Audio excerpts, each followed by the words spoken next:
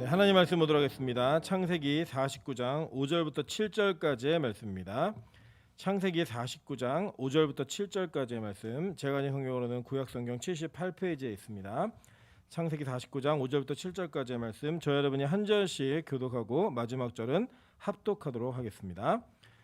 창세기 49장 5절부터 7절까지의 말씀입니다. 시므온과 레위는 형제여, 그들의 칼은 폭력의 도구로다. 내 호나 그들의 모의에 상관하지 말지어다. 내 영광과 그들의 집회에 참여하지 말지어다. 그들이 그들의 분노대로 사람을 죽이고 그들의 혈기대로 소의 발목 힘줄을 끊었음이로다. 합독합니다. 그 노여움이 혹독하니 저주를 받을 것이요 분기가 맹렬하니 저주를 받을 것이라. 내가 그들을 야곱 중에서 나누며 이스라엘 중에서 흩으리로다. 아멘. 주변에 있는 분들에게 이렇게 한번 인사하도록 하겠습니다. 너무나 보고 싶은 얼굴입니다. 우리 그럼 이렇게 인사하겠습니다. 사양하겠습니다. 네, 우리 코로나로 인해서 얼굴 본 지가 오래된 것 같습니다. 그래서 사실은 이제 뭐 밥 먹느냐고 잠깐 이렇게 보기도 하시고 이렇게 가족끼리는 하시지만 또 교회에 있는 동안에 예배만 드리고 가시는 분들의 얼굴은 확인할 방법이 없습니다. 그래서 요새 제가 뉴스를 보니까 여성분들은 이 눈화장만 하는 그런 편리함이 있다라고 이제 얘기를 많이 하시더라고요. 어찌되었든 간에 우리가 이제 빨리 마스크를 벗을 수 있는 그런 시간이 빨리 오기를 좀 소망하면서 서로 개인 방역에도 힘쓰시고 또 나라와 민족을 위해서도 또 세계를 위해서도 기도해 주셨으면 좋겠습니다. 네, 오늘은 창세기 49장 5절부터 7절까지의 말씀을 가지고 창세기 95번째 강의를 시작하도록 하겠습니다. 우리 저주 같은 사랑이라는 제목으로 말씀 증거합니다. 지난 주간에는 이제 르우벤을 살펴보면서 우리가 저주 같은 축복이라고 얘기했죠. 그리고 오늘은 또 저주 같은 사랑이라는 제목으로 이제 시므온을 살펴봅니다. 또 제가 사과의 말씀을 드리면 지난주에 나간 간지의 12아들들의 예언이 나갈 때 이 시므온하고 레위하고 순서가 바뀌어 있더라고요. 제가 이제 인터넷 돌아다니는 거 그냥 이렇게 찍어하다가 붙였더니 그런 실수가 있어가지고 오늘 수정을 해서 다시 올렸습니다. 그래서 둘째가 시므온이고 이 셋째가 레위예요. 사실 이제 제가 말씀드렸지만요, 우리 요한계시록을 배우시는 분들은 기억하실 겁니다. 우리 천국에 가면 24장로가 있죠, 그죠? 그 24장로가 12은 구약의 12지파, 그죠? 그리고 12은 신약의 12사도를 상징해서 신약과 구약의 성도를 상징하는 거다라고 말씀을 드렸습니다. 이해되시죠? 그래서 이게 합쳐져서 24장로라고 얘기해서 성경 역사 전체에 있는 그 하나님의 백성들, 즉 교회를 얘기하는 거예요. 그런 차원에서 오늘 여러분이 이제 보시게 될 이 계속 우리가 한 주 한 주마다 한 아들씩을 보게 될 건데, 보고 있는 이 시므온, 뭐 레위, 유다, 이 모든 자들이 각자 개체적인 그런 인격체로서만 이런 예언을 듣는 것이 아니라 실제로는 구약 전체 성도들의 대표로서 이 이야기를 듣고 있다라는 거예요. 그것은 뭘 의미하는 것이냐? 뭐 나는 시므온이 아니야, 너는 시므온이야, 뭐 이런 식의 내용들을 다루는 것이 아니라 그 시므온까지도 하나님의 교회이고 전체가 이스라엘 역사 가운데 성도로서의 모습으로 살아있다라는 걸 보는 겁니다. 우리는 이 장면을 쭉 살펴보면서 사실은 오늘 내용을 읽어보니까 이게 완전 저주잖아요, 그죠? 실제로 야곱이 뭐라고 얘기했냐면 저주를 받을 것이요 라고 얘기했어요, 그죠? 이 저주가 과연 이들에게 어떠한 사랑이고 복이었는지를 살펴보는 그런 시간을 통하여서 내 안에 있는 시므온을 발견하시고 내가 시므온의 입장에서 어떻게 구원이라는 은혜를 얻게 되는 것인가를 살펴보고 그 구원의 원리를 발견하는 그런 귀한 시간 되시기를 주님의 이름으로 축원합니다. 네, 오늘 12아들들에 대한 예언을 다시 한번 보시면 이 초록 색깔로 진하게 있는 이 아들들이 있죠, 그죠?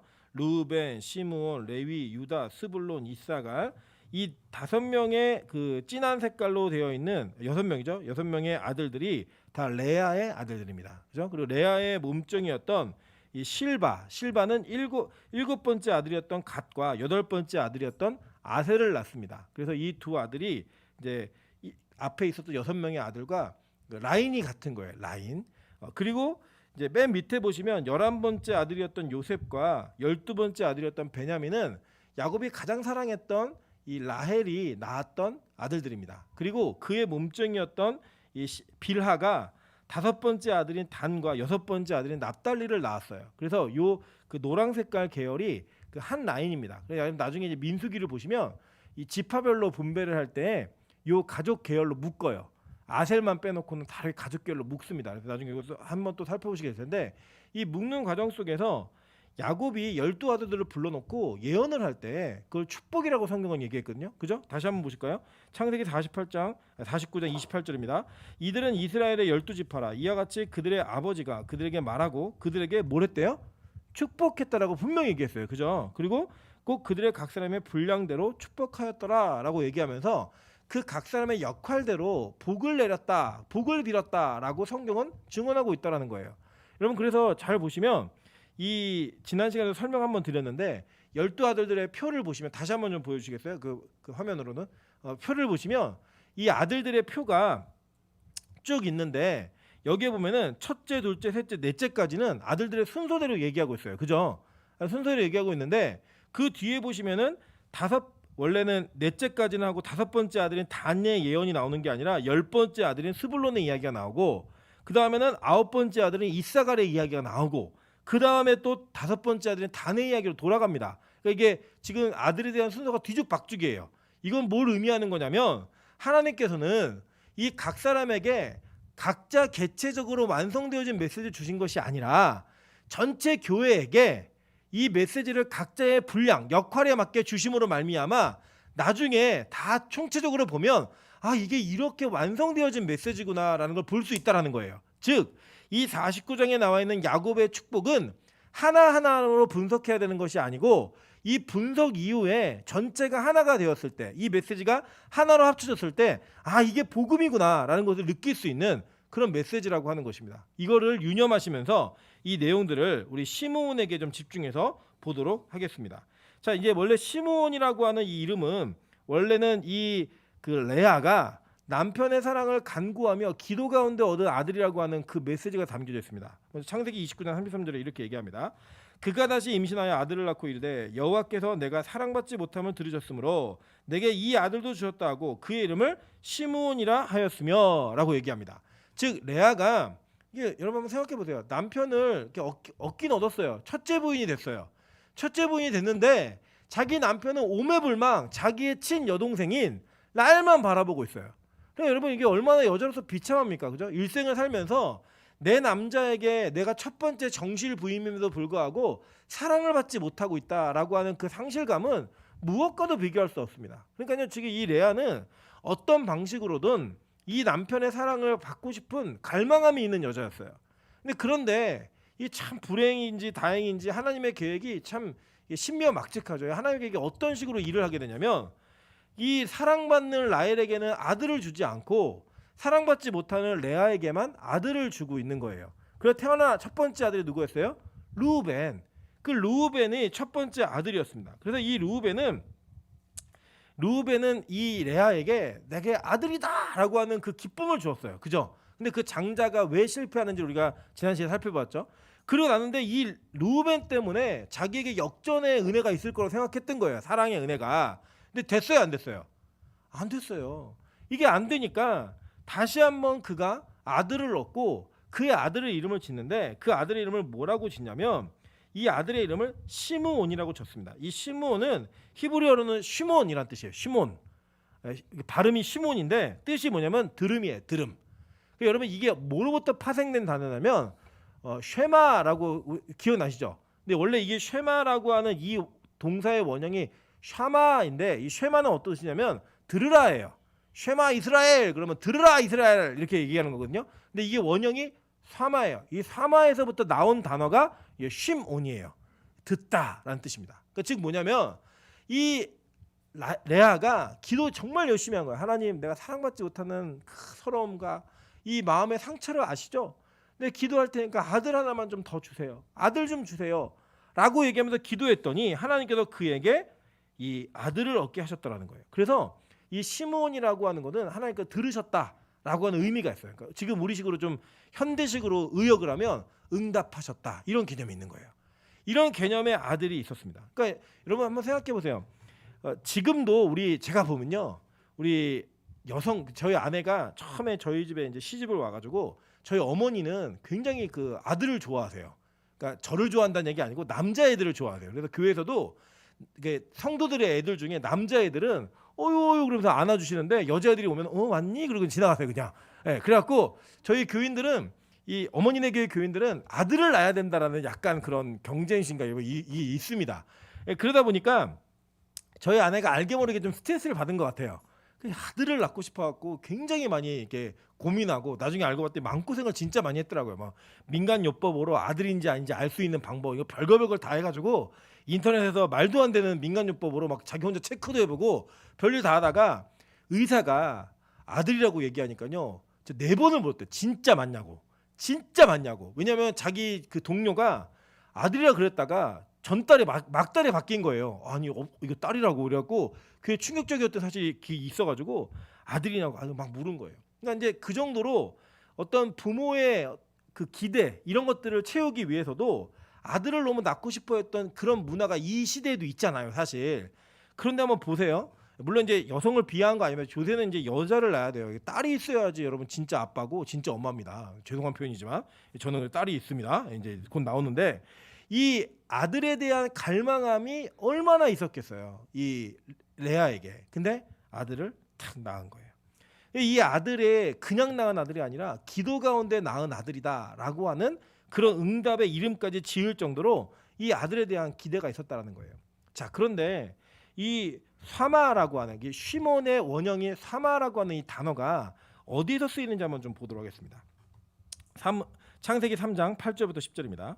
그들이 그날 바람이 불 때 동산에 거니시는 여호와 하나님의 소리를 듣고 아담과 그의 아내가 여호와 하나님의 낯을 피하여 동산 나무 사이에 숨은지라. 여호와 하나님이 아담을 부르시며 그에게 이르시되 내가 어디 있느냐 이르시되 내가 동산에서 하나님의 소리를 듣고 내가 벗었으므로 두려워하여 숨었나이다 라고 얘기해요.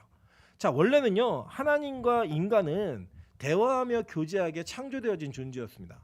그래서 이 대화하는 것이 너무나 기뻤고 즐거웠어요. 하나님하고 이 인간하고 아주 긴밀한 교제를 나누었고 그 교제가 그들에게 기쁨이 되었습니다. 심지어는요 하나님께서 야, 너 내가 만든 모든 이 땅의 창조물들 피조물들의 이름을 지어라 라고 하는 네이밍 작업도 하나님이 아담에게 직접 부탁하셨어요. 그리고 이 부탁하신 내용을 통하여서 이 아담과 하와가 하나님의 창조에 의해서 만들어진 이후에 그들은 전 세계 모든 동물들 중에 만들어진 창조물들 중에 대화를 통해 자신의 의사 전달을 할 수 있는 유일한 존재가 되었습니다.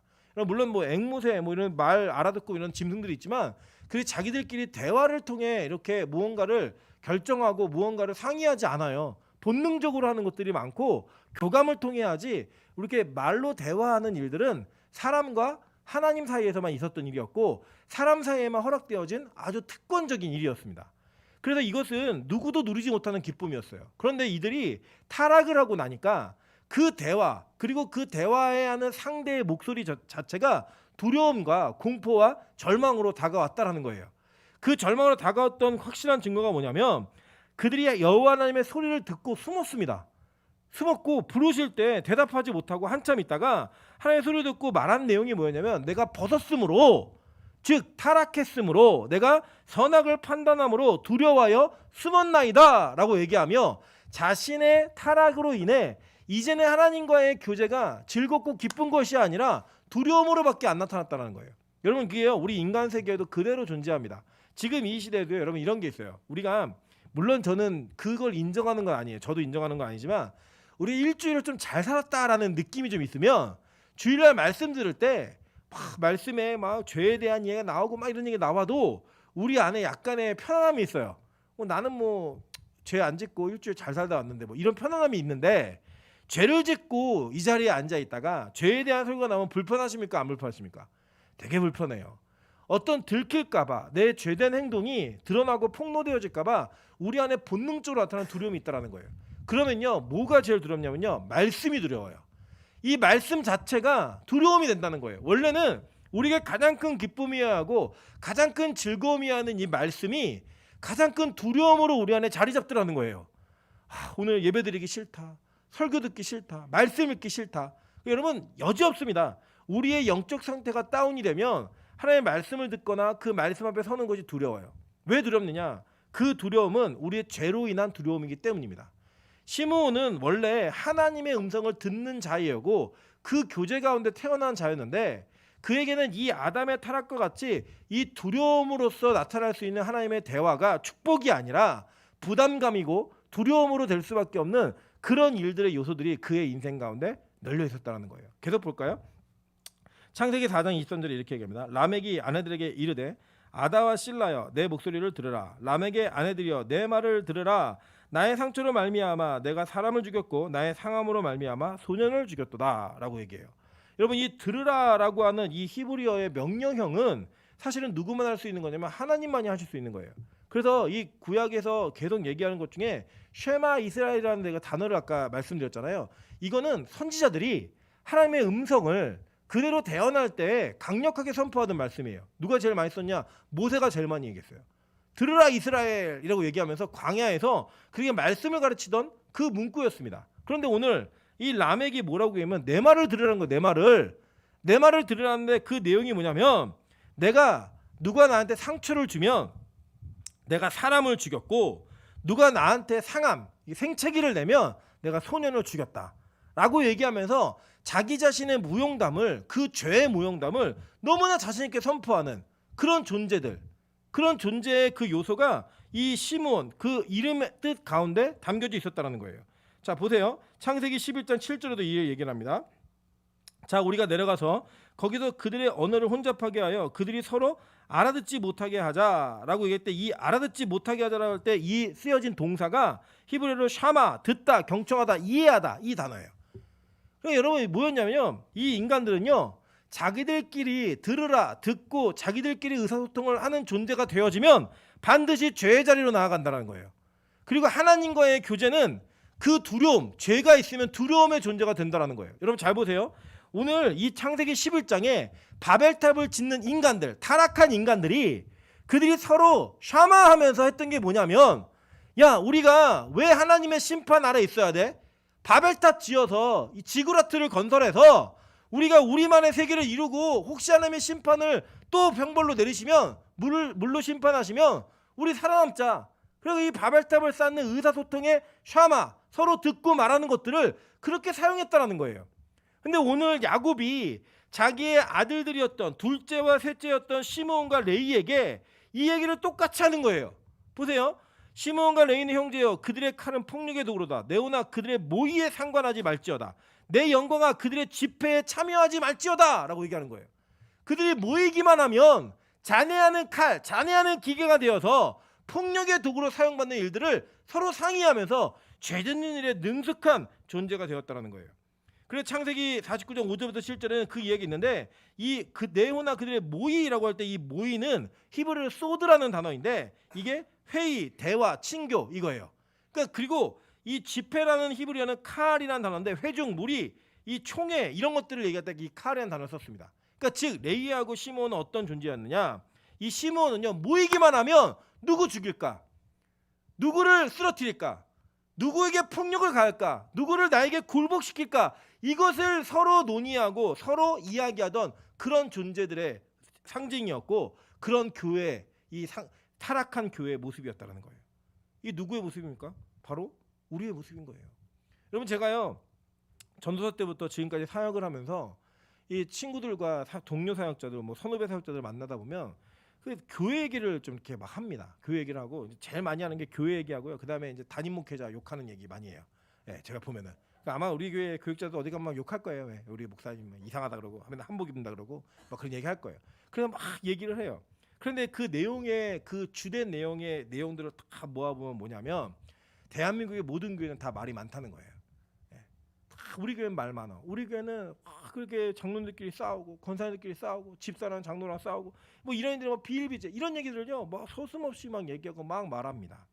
여러분 저는 그걸 보면서 물론 그 얘기를 하고 있는 일차적인 책임의 소재에 있는 사람들도 문제가 있지만 그게 얼마나 이 교회에 만연되어 있으면 모이면 그 얘기인 거예요. 모이면 여러분 실제로 우리도 그렇지 않습니까? 사실 우리 교회의 규모는요 우리가 너무너무 친하고 가족처럼 아름답게 지내도 가능한 인원이에요. 그죠? 누가 안 오면 안 왔는지도 알고 누가 지각했는지도 알고 뭐 뒤에 앉아 있어도 알잖아요. 그죠? 네, 뒤에 앉아 있어도 누가 왔는지 안 왔는지 목소리가 들리는지 안 들리는지 다 파악되는 교회예요. 그런데 이 교회가 사실은 더 부담스럽게 느껴지는 이유가 뭐냐? 교회가 말이 많기 때문입니다. 근데 그 말이요 서로를 칭찬하고 세워주고 긍정적인 말이라면 전혀 문제가 안 돼요. 근데 시므온과 레위가 많은 거예요. 모이기만 하면 남 욕하고, 모이기만 하면 그 사람이 무슨 잘못했는지, 어떤 과거가 있는지, 어떤 실패의 경험이 있는지, 그리고 그 인간은 어떤 인간인지를 내 눈으로 정죄하고 판단하고 기준하고 그것을 많은 사람들에게 전파하는 것이 사명이라 생각하며 사는 성도가 너무 많으니까요, 교회가 부담스러운 거예요. 그래서요, 작은 교회면 작은 교회일수록 더 문제가 있습니다. 왜냐하면 속속들이 아는 거예요. 얘기할 대상이 없는 거예요. 차라리 대형 교회고 많은 교회들 사람 편해합니다. 왜냐하면 익명성이 존재하거든요. 옆에 누가 앉았는지 몰라요. 누가 왔다 갔는지 모른다고요. 그런데 자그마한 교회는 다 알아요. 심지어는 우리 교회처럼 부모와 자녀와 이제 3대까지 같이 이 교회에서 예배드리는 환경이 될 거잖아요. 그런 교회가 되면요, 더 못 다니는 거예요. 더 무슨 말만 하고 행동만 하면 온 교인이 다 알아요. 근데 그것이 서로를 세워주고 살려주는 얘기라면 그게 무슨 부담이 되겠어요. 고맙죠. 근데 그 고마운 게 아니에요. 서로 욕하는 거예요. 서로 비난하는 거예요. 뭐가 잘못인지, 뭘 실수했는지. 심지어는 그것들이 너무 만연되어 있다 보니까 그들은 모이는 대로 그 모임 속에서 남을 죽이는 영적 살인 행위를 너무나 쉽게 자행하고 있다는 거예요. 그게 누구냐? 시므온이었어요. 그게 누구냐? 레위였다고요. 그들은 모이기만 하면 남들을 어떻게 하면 죽일까를 고민하고 그 죽이는 방법을 가장 잔혹하고 폭력적으로 결론을 지었던 그런 인간들이었습니다. 결론이 뭔지 아세요? 보세요. 그들은 분노대로 사람을 죽이고 그들은 혈기대로 소의 발목에 힘줄을 끊었음이로다 라고 얘기했어요. 야곱이. 자, 이게 왜 문제가 되냐면 이런 겁니다. 첫째는 이제 사람을 죽이는 행위, 이게 안 되는 거잖아요. 그죠? 근데 이들은 이 사람을 죽이는 행위를 너무나 쉽게 하는 사람들이었고요. 두 번째는 소의 발목에 힘줄을 끊었다고 얘기해요. 원래 이 고대에는 전쟁을 하면요, 정복한 나라가 정복당한 나라의 말들의 발의 발목에 힘줄을 끊었습니다. 왜냐하면 지금으로 얘기하면 탱크 엔진을 빼간 거예요. 그냥 더 이상 탱크 역할을 못하게. 그런데 소는요, 전쟁에 쓰이지 않았어요. 소는 언제 쓰이냐면 농사를 하고 경작을 하는 데 쓰입니다. 그런데 그 소의 발목에 힘줄까지 끊어버린 거예요. 그게 뭐예요? 굶어 죽으란 얘기예요. 먹지도 말란 얘기예요. 너무나 잔혹한 거예요. 이기는 것으로 끝나는 게 아니라 그들을 말살시키고 그들을 아예 끝장을 보게 만드는 그런 일들을 한 극악무도한 행위들을 했다라는 겁니다. 실제로요, 이 시므온은요, 요셉을 잡아 죽이는데 굉장히 중요한 역할을 합니다. 요셉을 잡아 죽이려고 시도를 할 때, 자 보세요. 창세기 37장 19절부터 20절입니다. 요셉이 그들에게 가까이 오기 전에 그들이 요셉을 멀리서 보고 죽이기를 꾀해 서로 이르되 꿈꾸는 자가 오는도다. 자, 그를 죽여 한 구덩이에 던지고 우리가 말하기를 악한 짐승이 그를 잡아먹었다 하자. 그의 꿈이 어떻게 되는지를 우리가 볼 것이니라 하는지라 라고 얘기했어요. 이게 왜 시므온이 했다라고 추측을 하냐면, 나중에 요셉이 자기 형들을 총리가 되어서 만납니다. 그죠? 만났을 때 요셉이 자기가 이 돈 넣고 이렇게 막 계략을 짜고 누구 하나 잡아놓는데 그 잡은 사람이 누구예요? 시므온이었어요. 그 시므온을 결박당한 채로 막 끌고 다니고, 이 시므온이 자기에게 도움을 요청을 왔던 형들 중에 유독 시므온을 잡아놓고 있어요. 포로로. 그걸 우리가 예측해서 쭉 보는데, 아, 이거 시므온이 주도한 거구나. 이걸 보시는 게 예측에는 거의 맞습니다. 왜냐하면 이 시므온의 폭력성은, 이 잔혹성은 계속 드러나거든요. 계속 보실까요? 창세기 34장 25절부터 31절입니다. 제3일에 아직 그들이 아파할 때 야곱의 두 아들 디나의 오라버니 시므온과 레위가 각기 칼을 가지고 가서 몰래 그 성읍을 기습하여 그 모든 남자를 죽이고 칼로 하몰과 그의 아들 세겜을 죽이고 디나를 세겜의 집에서 데려오고 야곱의 여러 아들이 그 시체 있는 성읍으로 가서 노력하였으니 이는 그들의 누이를 더럽힌 까닭이라. 그들이 양과 소와 나귀와 그 성읍에 있는 것들과 들에 있는 것과 그들이 모든 재물을 빼앗으며 그들의 자녀와 그들의 아내들을 사로잡고 집 속의 물건을 다 노력한지라. 야곱이 시므온과 레위에게 이르되 너희가 내게 화를 끼쳐 나로 하여금 이 땅의 주민 곧 가나안 족속과 브리스 족속에게 악취를 내게 하였도다. 나는 수가 적은즉 그들이 모여 나를 치고 나를 죽이리니 그러면 나와 내 집이 멸망하리라. 그들이 이르되 그가 우리 누이를 창녀같이 대우함이 옳으니까 라고 얘기해요. 여러분 잘 아시는 사건이죠. 야곱의 딸이었던 디나가 숲곳에 머무르다가 이 세겜 땅으로 마시를 나갔다가 이 하몰의 아들이었던 세겜에게 강간을 당하고, 이 강간당한 이후에 이 세겜이 디나가 마음에 들어갖고 결혼을 하자고 얘기를 합니다. 그랬더니 이 시몬과 레위가 뭐라고 얘기하냐면, 야, 우리는 할례 받지 않은 사람과 혼인할 수가 없으니까 네가 할례를 해라. 그럼 우리가 혼인을 해줄게. 얘기를 합니다. 그래서 실제로 이 세겜 땅의 모든 족속이 다 할례를 받아요.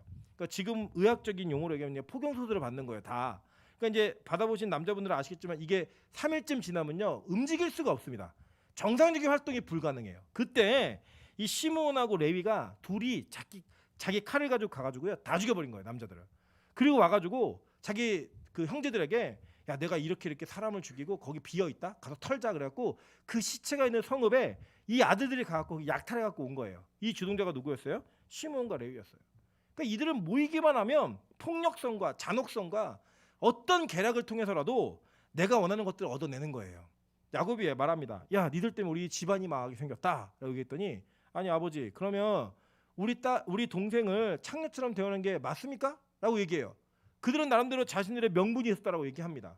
그 명분을 통하여서 그들은 그 명분에만 국한되어진 행위를 한 게 아니에요. 그러면 정말로 그 명분 때문이라면 죽이기만 하면 되죠. 우리도 보통 살인사건이 일어나면은 뭐 물품이 없어졌습니다. 그럼 금품을 노린 행위다 이렇게 얘기하지만 아무것도 없어지지 않으면 뭐라고 얘기해요? 원한관계인 것 같다 이렇게 얘기를 하잖아요.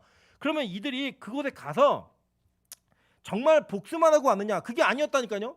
아예 그 지역을 약탈해가지고 다 털어서 온 거예요. 그냥 그 털어서 왔을 때 그들의 행위의 결론은 뭘 증명하고 있냐면 그들은 자신들의 탐욕을 위해서 복수만이 아니라 자신들의 탐욕을 복수심에 얹은 거예요. 정당성만 있으면, 명분만 있으면 어떻게든 자기가 원하는 것들을 다 얻어내는 그런 존재들이었다는 거예요. 여러분, 그래서 제가 예전에 그 시트콤을 봤던 것 중에 참 재밌는 얘기가 하나 있었어요. 무슨 얘기였냐면, 너무 죄송합니다. 여성들을 비하하는 거 아니고 그 시트콤 얘기 그대로 하는 거예요. 이 옛날에 새 남자 새 여자라는 이 시트콤이 있었거든요. 거기에 이제 여성들이 모이기만 하면 없는 여성의 욕을 하는 장면이 나오는 거예요. 계속. 그리고 이 세 여자가 이제는 화장실을 가고 싶어도 못 가는 거예요. 서로 붙들고 못 가고 얘기하는 거예요. 언니 차 지금 견인해서 나가는데 괜찮아, 못 나가요. 나가면 자기 욕할까 봐. 그래서 제가 보면 여성들끼리는 항상 둘이 화장실을 가요. 화장실 같이 갈래. 왜 그러냐면 자기 혼자 가면 자기 욕할까 봐 데려가는 거예요. 데리고. 왜 그러냐? 모이기만 하면 분노대로 사람을 말로 죽이는 거예요.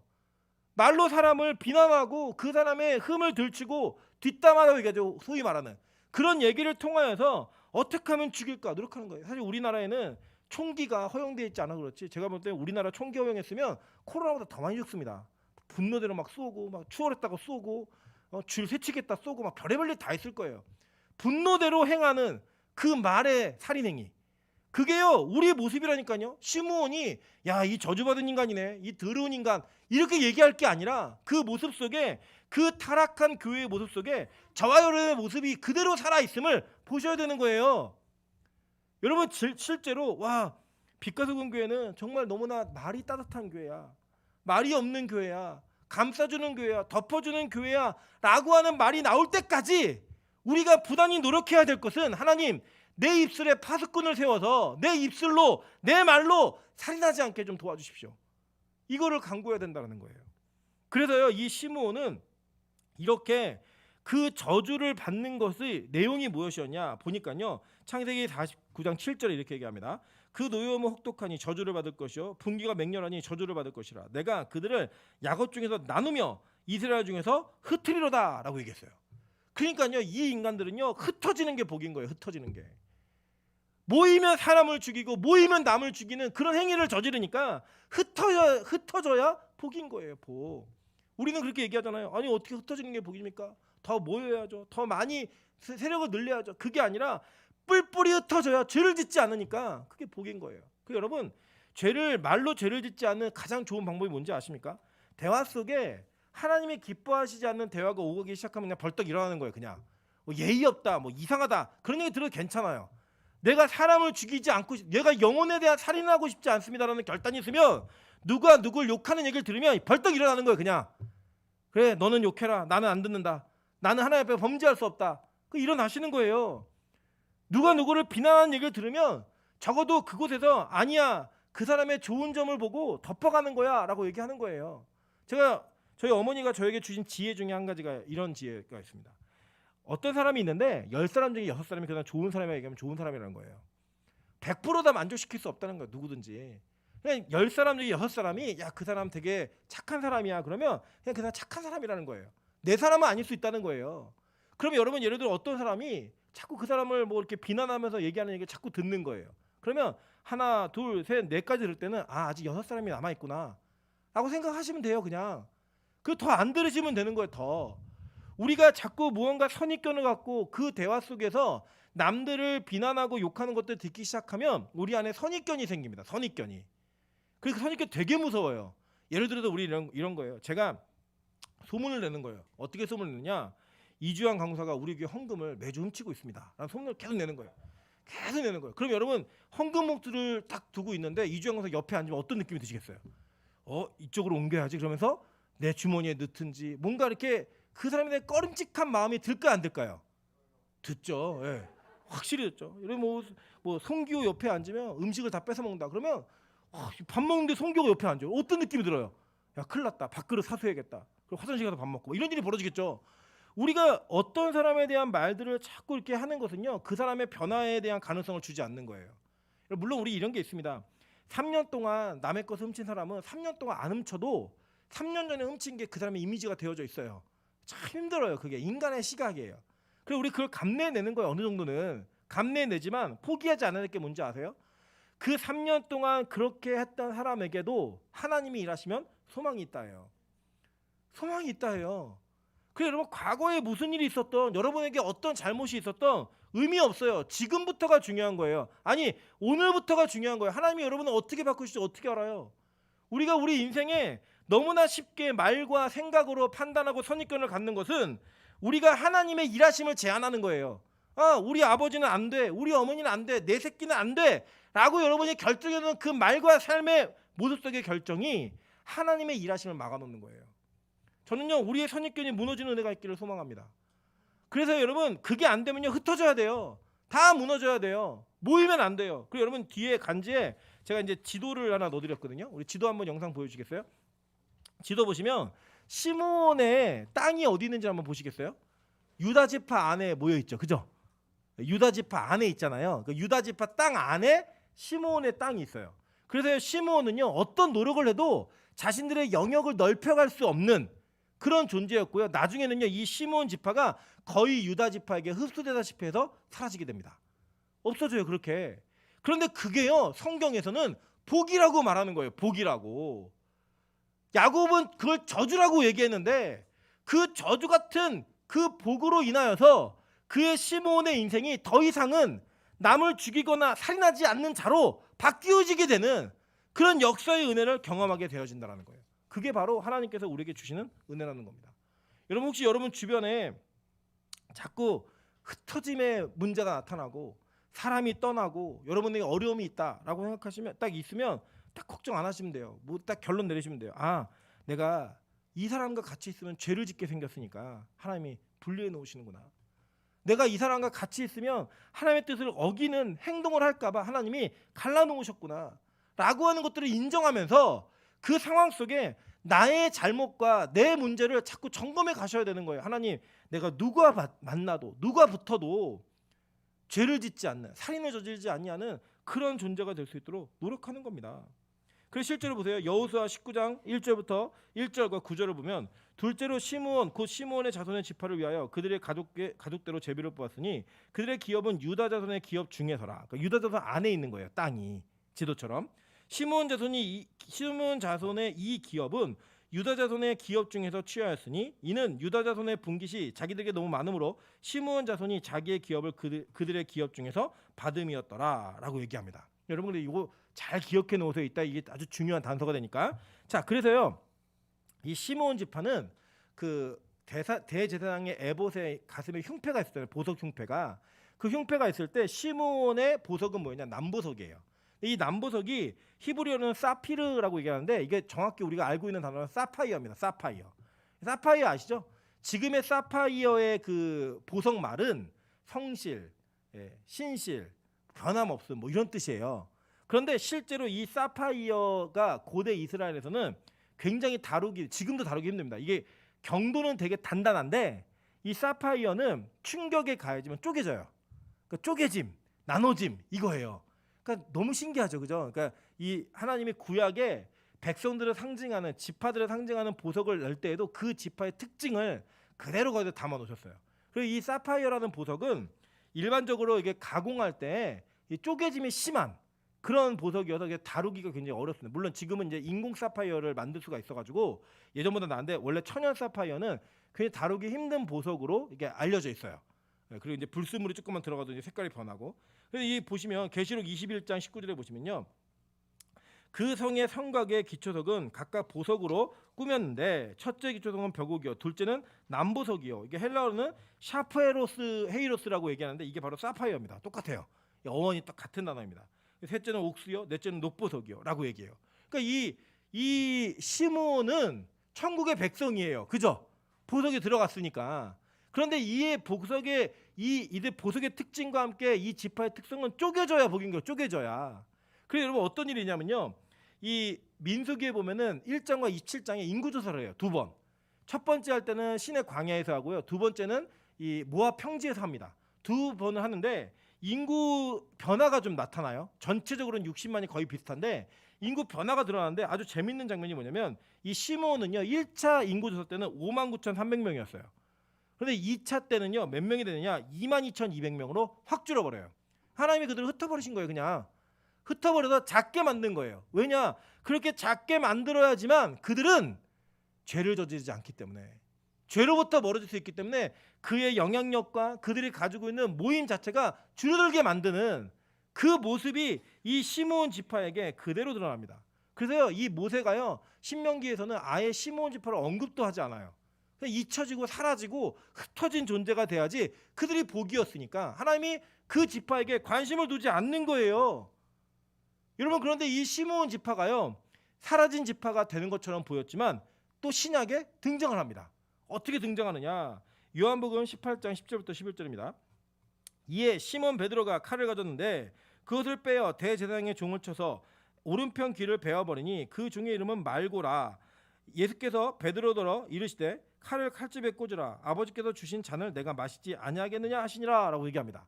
근데 이 시몬이란 단어가 히브리어로는 시므온이고 헬라어로는 시몬인 거예요. 이 시몬이 또 무슨 짓을 했느냐? 예수님을 잡으러 온 로마 병사들이 막 있으니까 칼을 뽑아가지고 그 칼로다가 이 말고라고 하는 대제사장의 종의 귀를 베버려요. 이 말고의 이름의 뜻이 뭐냐면 히브리어로는 메레크, 왕이라는 뜻이에요. 왕. 아비멜렉 할 때 있죠? 이방인의 혈통이 있었던 것 같아요. 이 메레크라고 하는 왕의 개념이에요. 그러니까 즉 이 시므온과 레위가 세겜 지역을 몰살시켰던 것처럼 시몬 베드로가 칼을 뽑아가지고 잔해하는 폭력 기계가 되어서 이 악고의 귀를 베어버리는 거예요. 여러분 이게 똑같은 거예요. 그러니까 여러분 이걸 보셔야 됩니다. 이 유대인들은요 자기 집안에 쓰는 이름이 있었어요. 이름을 돌렸어요. 물론 이 신약 시대에 가면 그 약간 섞이긴 하지만 기본적으로 그 틀을 유지합니다. 여러분 제일 유명한 사건이 뭐예요? 세례 요한의 사건이잖아요. 요한이라고 이름을 지라했는데 이 아버지가 말을 못해요. 사가랴가 말을 못하니까 나중에 아이를 뭘로 질래 서판에 쓰라 그랬더니 요한이라고 씁니다. 그랬더니 이거 우리 집안에 이런 이름 없어 라고 얘기를 해요. 그죠? 그래서 요한이라고 쓰니까 입이 풀려갖고 말을 하기 시작합니다. 그래서 이 베드로가 어느 집안지는 성경은 정확하게 말은 하지 않지만 이 시몬 베드로라고 했을 때 이 시몬이라는 단어를 통해 우린 베드로가 시몬의 가문과 혈통적인 연관이 있든지 아니면 신약 시대에 구약의 시므온 지파의 특성을 그대로 담은 상징으로서 그렇게 불려졌든지 어느 것든지 간에 이 두 가지는 연결된 사건이라는 걸 우리 알 수 있는 거예요. 이해되시죠? 구약의 시므온은 뭐 했어요? 칼 뽑아갖고 죽였거든 자기 분노대로. 근데 신약의 시므온은 자기 분노대로 칼을 뽑아서 대제사장의 귀를 잘라버린 거예요. 종의 귀를. 그렇게 폭력의 도구로 칼을 사용하는 그들에게 하나님 하시는 말씀이 뭔지 아세요? 예수님이 너 칼을 칼집에 꽂아요. 분노를 네 칼집에 꽂아라 이거예요. 그러니까 이 시몬 같은 계열은 어떤 사람이냐면 이런 겁니다. 자기의 정당과 명문성이 세워지면요 자기 힘으로 그걸 다 해결할 수 있다고 믿는 사람이에요. 내가 심판자가 되고 내가 판단자가 되어서 어떤 일이든 간에 내가 다 해결하고 판단할 수 있어라고 하는 교만과 그 자신의 선악을 판단하는 기준, 즉 선악과를 따먹은 타락한 인간의 그 본성이 그대로 드러나는 자였던 거예요. 그랬던 이 시몬 베드로가 성경의 12제자 가운데 가룟 유다를 제외한 천국에 가는 모든 백성들의 제자 가운데 가장 심각한 실패를 경험하게 됩니다. 그 실패가 뭔지 아세요? 바로 이거예요. 마태복음 26장 69절부터 75절입니다. 베드로가 바깥들에 앉았더니 한 여종이 나와 이르되 너도 갈릴리 사람 예수와 함께 있었도다 하거늘 베드로가 모든 사람 앞에서 부인하여 이르되 나는 내가 무슨 말하는지 알지 못하겠노라 하며 도망갑니다. 그죠? 그랬더니요 베드로가 두 번째 또 다른 여종이 보고 얘기합니다. 너 나사렛에서 같이 있었지? 그랬더니 베드로가 맹세하고 또 부인하여 이르되 나는 그 사람을 알지 못하노라 라고 얘기했어요. 근데 마지막에 야 너 그 도당이잖아. 내가 목소리 들어보니까 너 그 사람 맞네 라고 얘기하니까요 뭐냐면 그가 저주하며 맹세하여 이르되 나는 그 사람을 알지 못하노라 라고 얘기해요. 여러분 이게 문맥을 보시면 예수님을 저주한 게 아니고요. 내가 이거 진짜야. 내가 이거 진짜 아니면 내 저주받을 거야. 이거 얘기하면 자기에게 저주의 맹세를 한 거예요. 그 맹세를 하면서 나 예수님 알지 못한다고 얘기했어요. 그때 닭이 울어요. 꼭기요 닭이 옵니다. 이 닭이요 여러분 제일 유명한 부흥사예요. 꼭기요라는 세 마디로 베드로를 회개시켰어요. 그 회개가 터집니다. 근데 왜 터졌냐? 예수님의 말씀이 닭 울기 전에 내가 3번 나를 부인하라 하심이 생각나서 밖에 가서 심히 통곡하니라 라고 얘기했어요. 자신이 오르면 언제든지 칼을 뽑아서 휘두를 수 있었다고 믿었던 그 베드로가 철저한 실패를 경험하는 거예요. 베드로가 뭐라는지 아세요? 주님 다 부인해도요 다 도망가도요 저는요 주님을 위해 목숨 버릴 겁니다. 이 얘기를 해요. 그렇게 강력하게 자기의 명분과 자기의 정당성을 얘기했던 그 베드로가 철저하게 실패하는 거예요. 철저하게. 여러분 이렇게 베드로와 같은 모습, 시므온의 모습이 바로 저 여러분에게 있는 거예요. 그렇게 주님 잘 섬길 것 같고 그렇게 말씀대로 살 것 같고 그렇게 하나님 없으면 안 살 것처럼 우리 얘기하다가도 우리의 모습을 뒤집어 보면 여전히 실패하고 있고 여전히 부인하고 있고 여전히 죄를 지으며 살고 있는 우리의 모습을 하나님은 이 시므온의 모습과 시몬 베드로를 통해 그대로 폭로하시는 거예요. 여러분 좀 부끄럽지 않으십니까? 충격적이지 않으십니까? 야 시므온은 나랑 전혀 상관없는 사람인 줄 알았더니 내가 시므온인 거예요. 우리 교회가 시므온 짓을 그동안 그렇게 하고 있었던 거예요.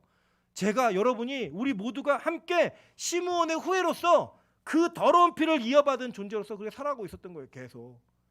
과연 우리에게 가능성이 있을까요? 성경은 가능성이 있다라고 얘기합니다. 누가복음 2장 25절부터 이렇게 얘기합니다. 예루살렘에 시므온이라는 사람이 있으니 똑같아요. 시몬이에요. 이 사람은 의롭고 경건하여 이스라엘의 위로를 기다리는 자라. 성령이 그 위에 계시더라. 그가 주의 그리스도를 보기 전에는 죽지 아니하라는 성령의 지시를 받았더니 성령의 감동으로 성전에 들어가매 마침 부모가 율법의 갈래대로 행하고자 하여 그 아기 예수를 데리고 오는지라. 시므온이 아기를 안고 하나님을 찬송하여 이르되 주제여 이제는 말씀하신 대로 종을 평안히 놓아주시는도다. 내 눈이 주의 구원을 보았사오니 이는 만민 앞에 예비하신 것이요 이방을 비추는 빛이요 주의 백성 이스라엘의 영광이니이다 라고 얘기하는 거예요. 여러분 아까 우리 그 여호수아에서 시므온 지파가 누구의 땅을 기업으로 받았죠? 누구의 땅 중에? 유다 지파의 땅 중에 기업을 받은 거예요. 근데 오늘 신약에 시므온이라고 하는 할배가 성전에 계속 있으면서 계속 기다린 거예요. 뭘 기다렸느냐? 내가 그리스도를 보낼 거다. 구원자를 보낼 거다. 근데 그 구원자가 보내면 네가 받았던, 네가 경험했던 그 저주가 끝날 것이야 라고 얘기하는 성령의 음성을 들은 거예요. 그리고 그가 기다리고 있는 중에 유다 지파의 한 왕이 태어났는데 그게 누구예요? 예수인 거예요. 그 예수가 오는 거 보고 그가 막 기뻐하는 거예요. 안고서 이제 드디어 주의 구원이 보았사오니 이는 만민 앞에 예비하신 것이요 이방을 비추는 빛이요 주의 백성의 이스라엘 영광이니이다 라고 찬양과 영광을 돌리면서 그 시므온이 아기 유다 지파의 아들이었던 아기 예수를 안고 기뻐하는 거예요. 이제 내가 드디어 평안해질 수 있겠구나. 내가 드디어 해방되어지는구나 라고 얘기하는 거예요. 여러분 그게 바로 이 시므온이 성전에서 잠잠히 기다린 겁니다. 주의 구원을, 주의 복음을 계속 기다린 거예요. 예수님이요 시몬 베드로를 처음 만났을 때요 그 이렇게 얘기하십니다. 너 앞으로 내가 게바라고 부를게 이렇게 얘기하셨어요. 시몬과 게바는 전혀 다른 이름의 뜻이거든요. 근데 이 게바라고 하는 그 이름을 주신 예수님께서 예수님을 3번 부인하고 갈릴리로 갔던 그 베드로를 찾아가세요. 여러분 이제 보통은 설교하시는 분들이 어떻게 얘기하시냐면 시므온이 갈릴리로 도망갔다라고 얘기하시는데 아니에요. 예수님이 이미 죽기 전에 마태복음 26장 28장에 야 너희들 갈릴리로 가 있어라고 얘기하셨고 내가 너희보다 먼저 가서 갈릴리에 있을 거니까 나 만나려면 갈릴리로 와라고 2번이나 강조해서 얘기하셨어요. 이 시몬 베드로가 간 거예요. 갔는데 막상 갔더니 예수님 나타나지 않고 할 게 없으니까 뭐 했어요? 고기 잡은 거예요. 고기 그물 던지면서 고기 잡고. 그래도 저는 웃긴 게 뭐 요한, 안드레, 뭐 베드로 얘네들은 다 어부 출신이거든요. 고기 잡으면 이해가 돼요. 바돌로면 뭐 하는 애예요? 그냥 따라간 거예요. 그냥 그 덩달아 따라가 가지고 그냥 그 고기 잡고 있는 거예요. 그런데 밤새도록 잡히지 않던 고기를 예수님이 나타나셔갖고 야 너 오른편에 던져봐. 그랬더니 다 고기가 잡혀요. 153 아시죠? 153마리. 그게 이제 보통 모나미 볼펜에 이렇게 있어갖고 막 팔리는데 그 153의 뜻은 뭐 여러 가지 해석들이 있지만 가장 근거 있는 해석은 그냥 그 당시의 문화 속에 전 세계에 있는 모든 고기의 종류가 153종이라고 사람들이 믿었어요. 그래갖고 이제 그게 그 숫자로 쓰였다 이런 뭐 그거예요. 다 사람을 잡는 어부가 되게 하라 뭐 이런 뜻인데 뭐 다 각설하고 예수님이요 그곳에 가셔서 베드로를 탁 만나자마자 그를 뭐라고 부르시냐면 시몬아라고 부르세요. 그러니까 히브리식으로 얘기하면 시므온 이렇게 부르신 거예요.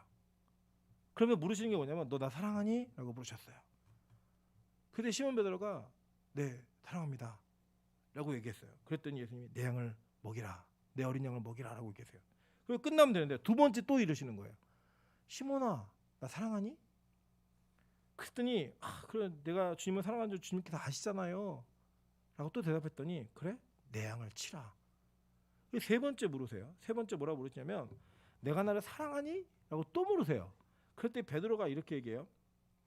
베드로가 근심했다라고 하는데 이 헬라가 리페오라는 단어인데 이 단어가 뭐냐면 고통스럽다는 의미가 있어요. 고통스럽게 대답하는 거예요. 주님이 아시잖아요. 여러분 베드로가 여기서 왜 주님 저 주님 사랑합니다라고 얘기 못했을까요? 저는 확실히 알아요. 저는 확신 있게 느껴져요. 뭐냐면요. 베드로가 예수님을 부인한 지 3번 부인한 게 정확하게 여기에 이게 매칭이 되는 거예요. 지금. 그러니까 예수님을 사랑한다라고 말하기에는 자기가 저지른 짓이 말도 안 되는 일을 저지른 거예요. 말도 안 되는 일을. 부끄러운 일을 저질러 놓은 거예요. 그러니까 자격이 없는 거예요. 이제는 사랑한다라고 얘기할 수 있는.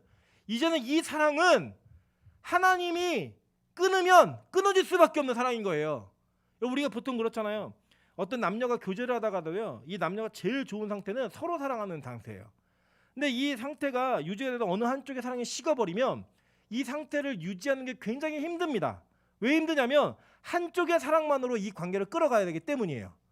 그래서 이 끌어가다가 한쪽의 사랑도 끊어지면 그냥 자연스럽게 끊어지는 거예요. 인간관계는.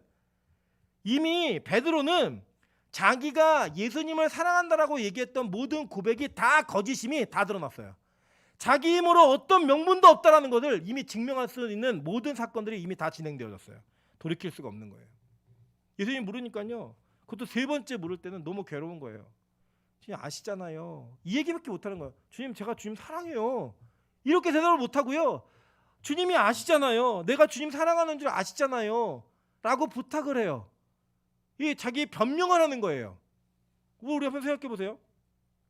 부인이 남편에게 묻는 거예요. 여보 나 사랑해? 그럼 이게 무슨 의미예요? 지금부터 싸우자 이 의미죠. 그죠? 네. 나 심심하니까 싸우자 이 의미인데 나 사랑해? 라고 얘기할 때 남편이 야 사랑하는 줄 네가 알잖아. 뭘 알아? 못 느끼잖아 내가. 이렇게 얘기하잖아 보통은. 잘해야지. 그걸 물을 때는 못 느끼니까 물어보는 거예요. 여보 내 진심을 다해서 최선을 다해서 목숨을 걸고 사랑해. 이 얘기할 수 있는 사람은 누구냐? 한 번도 실수하지 않은 사람. 근데 그 얘기를 못 하는 거예요. 제가 일전에 저희 찬수 얘기를 하면서 찬수가 이제 제가 놓고 나갔다가 잃어버릴 뻔했다는 말씀을 드렸잖아요. 찬수가 이렇게 얘기하는 거예요. 엄마 하나님이 엄마 아빠한테 나 잘 키우라고 맡긴 거 맞지? 응. 근데 왜 나 놓고 나갔어? 저희가 할 수 있는 말 딱 한마디예요. 미안해. 아무 말도 못하고 미안해. 엄마 아빠 분명히 하나님이 나 선물로 주셨잖아. 잘 키우라고 맡긴 거 맞아? 응 맞지. 근데 왜 나 놓고 나갔어? 저희는 그 말 할 줄 몰랐어요. 왜 나 놓고 나갔어? 그 말에 할 말이 없는 거예요. 놓고 나갔으니까 진짜로. 이제는 그 말만 나오면 저희는 할 말 딱 한마디예요. 미안해. 미안해. 이 말 외에는 할 말이 없는 거예요. 지금 베드로가 그 입장인 거예요. 만약 제가 예수님이었으면 베드로한테 그렇게 물었을 것 같아요. 배 선생 변명 한번 해보시. 아이고 뭐 죽기까지 뭐 안 떠난다며? 뭐 하신 거야? 근데 예수님이요. 가능성 없는 베드로에게 이걸 물으시는 거예요. 사랑하니? 사랑하니? 그러면서 얘기한 게 뭐냐면 내 양을 먹이고 내 양을 치고 내 양을 먹여라 라고 얘기하면서 야 엄마, 이 사랑은 네가 유지하는 게 아니야. 내가 유지하는 거야. 나 때문에 너 사는 존재야. 이 얘기를 가르치시는 거예요. 근데 이 예수가 유다 지파의 다윗의 후손으로 오신 왕이시고, 이 시므온은 여전히 자기 자신의 분노와 자기 자신이 가지고 있는 잔해하는 칼을 뽑아 남을 상하게 하고, 사람에게 말로 실수하고 말로 무언가를 앞서서 자기의 명분을 힘있게 주장하다가 실패를 거듭하는 그런 존재로 드러나고 있는 거예요. 그러면서 이 베드로, 시몬 베드로를 안으시는 그 예수 그리스도의 사랑으로 말미암아 이 시몬 베드로가 버림받지 않고 실패자가 다시 서는, 잔해하는 칼이고 폭력의 도구였던 그들의 모임에 내 영혼도 같이 하지 말고 저주를 퍼부었던 그들의 인생이 바뀌어지는 역사가 오늘 이 장면을 통해 완성되어지는 겁니다. 제가 이 장면을 보면서 그래, 내가 시므온이다 라는 생각이 참 많이 들었습니다. 제가 1부 때도 얘기했는데 제가 어느 정도였냐면 예배 시간 늦으면 문 잠그고 막 그랬어요. 오늘 기호 집사하고도 앉아가지고 얘기한 게, 야 그때 문 잠그고 내가 그랬지. 그랬더니 맞아요. 제가 철이 없었어요. 왜냐하면 저는 예배 시간에 지각을 하지 않았기 때문에 지각하는 인간들은 다 하나님께 혼나야 된다고 생각했고요. 제가 그래도 남들에 비해서 도덕적 윤리적으로 죄를 짓지 않고 살았을 때는 설교가 맨날 남 공격하는 설교였어요. 니들 그렇게 살지 말아라, 다 죽는다. 그러면 저는 맨날 폭탄 준비하고 애들은 맨날 방패 준비하고 서로 던지고 맞고 이런 일들이 맨날 비일비재하게 있었던 거예요. 제가 진짜 복음을 깨닫게 된 사실은 언제였냐면 제가 시므온처럼 실패한 사람이라는 것을 철저하게 깨달았을 때예요. 그래, 나도 주님의 은혜가 없이는 살 수 없는 존재구나. 그분이 나를 놓으시면 난 죽을 수밖에 없는 존재이구나. 이걸 깨달았을 때 저에게 복음이 보이기 시작했어요. 저에게 복음이 무엇인지를 선포할 수 있는 마음이 갖추어지기 시작했어요. 그래서 저는 지금 시므온처럼 살지 않으려고 몸부림칠 수 있는 힘이 생겼습니다. 제 힘이 아니라 주님이 저를 용서하셨기 때문에, 주님이 저를 붙드셨기 때문에. 우리가요, 남을 비난하다 보면요, 참 재밌는 게 뭐냐면 그 비난 속에 자신의 모습이 있어요. 가끔 그런 거 느끼지 않으십니까? 제가 찬송을 볼 때 너무 화가 날 때가 뭐냐면 찬송가 고집 부릴 때요. 못 참겠어요. 근데 그 찬송가 고집 부리는 모습 속에 누가 있냐면 제가 있어요. 제 모습이 그대로 있는 거예요. 거기에 그 모습을 보니까 막 못 참겠는 거예요. 야, 왜 이렇게 고집 부려? 왜 이렇게 고집 부리니? 그래서 제가 어느 정도 고집을 부렸냐면, 저는 제가 잘못됐다는 생각이 들지 않으면 저희 어머니가 매를 그렇게 때려도 맞으면서 다 버텨요. 매를. 내가 잘못하지 않았으니까 나는 괜찮아. 맞는 거 이런 걸로 굴복하지 않아 라고 하는 저의 고집이 저를 망하게 했어요. 진짜로 하나님 앞에도 그랬다니까요. 하나님이 어떤 사인을 주셔도 아니, 내가 다 통제할 수 있어, 내가 다 다룰 수 있어, 내가 다 해낼 수 있어 라는 내 자신을 신뢰할 때요, 진짜 많이 맞았습니다. 그리고 나도 실패한 그 처절한 실패 속에 하나님 찾아오셨어요. 저한테 물으신 거 딱 하나예요. 너 나 사랑하니? 와, 그때요 아무것도 못하겠는 거야. 아무것도 대답조차 못하겠는 거예요. 내가 한 짓이 있으니까, 내가 벌린 일이 있으니까, 내가 범죄한 일이 있으니까 그 하나님의 질문에 대답할 수 없는 그 모습, 그게 베드로의 모습이었다고요. 그리고 저의 모습이었다고요. 저는 우리 교회가 이런 모습이 여러분 안에 다 있다는 걸 깨달았으면 좋겠습니다. 내가 시므온이라는 모습을 깨달았으면 좋겠어요. 그럼 누가 누굴 비난해요? 누가 누구를 판단해요? 누가 누구를 이야기해요? 못합니다. 단지 우리는 기도할 뿐이에요. 하나님, 나를 용서하신 것처럼 저 사람도 좀 용서해 주세요. 나를 버리지 않았던 것처럼 하나님, 저 사람도 좀 붙들어 주세요. 여러분, 혹시 가족이 그렇게 미우십니까? 남편이 믿고 아내가 믿고 자식이 믿고 정말 너무 미워서 못 살겠습니까? 여러분, 하나님이요, 그렇게 미워서 못 살겠는 여러분이 저지른 모든 일을 다 아시면서도 용서하셨어요. 안 하셨다고요. 찾아오셨다고요. 우리가 용서받은 걸 생각하면 그 용서를 못한다는 거는 말도 안 되는 핑계라고요. 말도 안 되는 핑계. 베드로는요, 그 이후에 어떤 사람이 되는지 아세요? 그가 남이 그를 띠띠어서 끌고 다니는 인생이 됐어요. 근데 그걸 감사로 가는 거예요.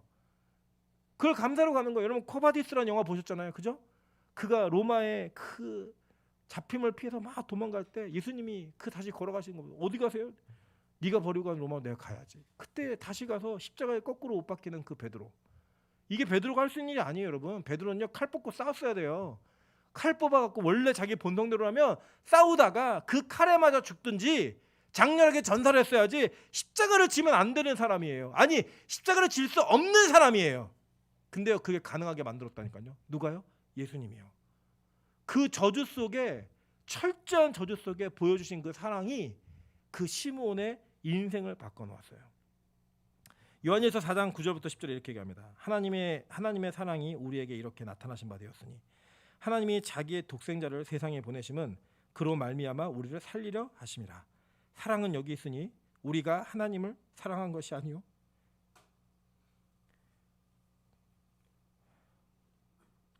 하나님이 우리를 사랑하사 우리 죄를 속하기 위하여 화목제물로 그 아들을 보내셨음이라. 이게 복음입니다. 그리고 결국에 우리는 계시록 7장 7절에 시므온 지파 중에 1만 2천 명이요. 시므온 지파 중에 구원받는 자가 천국의 백성으로 기록되어 있는 거예요. 여러분 이게 소망이 있지 않으십니까? 가능성이 없다라고 얘기하는 저와 여러분에게 유일한 소망이 있다면 이 복음 딱 하나예요. 시몬에게 찾아졌던 그 예수 그리스도, 유다 지파, 그 유다 지파의 기업을 그 중에 얻음으로 말미암아 우리 흩어진 존재가 되었고 자기를 부인하는 존재가 되었지만 그래서 사는 거예요. 여러분 그렇게 사셨으면 좋겠습니다. 혹시 여러분 안에 잔해하는 칼 같은 그 칼을 품고 계십니까? 내가 정말 죽여버려야지. 내가 어떻게든 끊어내야지. 내가 우리 아버지, 어머니, 내 아들 용서, 내 딸 용서 못한다. 이런 마음 혹시 있으십니까? 여러분 예수님 손 잡으세요. 그거 외엔 방법이 없습니다. 주님의 손 잡지 않으면 그 분노는 절대 해결되지 않아요. 여전히 여러분은 남의 귀를 자르고 남의 살인을 하고 남의 것을 빼앗는 자가 될 것입니다. 그런 구원 없습니다. 그 시므온에게 있던 저주는 흩어지는 거예요. 쪼개지는 거예요. 내가 박살나는 거예요. 그래야지만 구원이 있기 때문에 저는 오늘 여러분이 이 구원의 은혜를 경험하는 진짜 시므온 지파 되시기를 주님의 이름으로 축원합니다. 우리 같이 한번